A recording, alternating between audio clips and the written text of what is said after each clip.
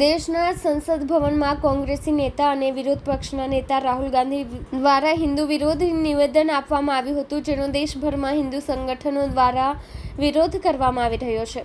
ત્યારે સુરતમાં પણ વિરોધ પ્રદર્શન કરવામાં આવ્યું હતું, જેમાં મોટી સંખ્યામાં જોડાયેલા લોકોએ નારેબાજી કરી હતી. રાહુલ ગાંધીએ હિન્દુ વિરોધી કરેલા નિવેદનને લઈને સુરતમાં વિરોધ કરવામાં આવ્યો હતો.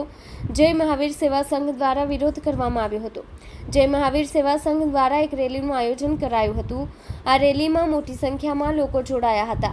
નવી બોમ્બે માર્કેટથી મિલેનિયમ માર્કેટ સુધી આ રેલી યોજવામાં આવી હતી. રાહુલ ગાંધીએ હિન્દુ વિરોધી કરેલ નિવેદનને લઈને સમગ્ર દેશમાં રાહુલ ગાંધીનો વિરોધ થઈ રહ્યો છે. 100 કરોડ હિન્દુઓનું અપમાન નહીં ચાલે તેવા પોસ્ટરો સાથે વિરોધ પ્રદર્શન કરાયું હતું. शिवानंद तिवारी, जय महावीर सेवा संघ पदाधिकारी। आज कहाँ से क्या रैली निकाली? न्यू बॉम्बे मार्केट से शिवाजी पुतला से हमारी रैली ने प्रस्थान किया है। ये हमारा कार्यक्रम मिलीनियम मार्केट तक है। क्या कार्यक्रम रखा है? कार्यक्रम है हिंदू विरोधी ताकतें जो लगी हुई हैं। राहुल गांधी ने हाउस चलते हुए उन्होंने 100 करोड़ हिंदुओं का अपमान किया है, उसी के विरोध में हमारी रैली है। क्या मांग के साथ? मांग के साथ है कि वो आन हाउस कान पकड़ के माफी मांगे हिंदुओं से। उन्होंने हिंदुओं का जो अपमान किया है।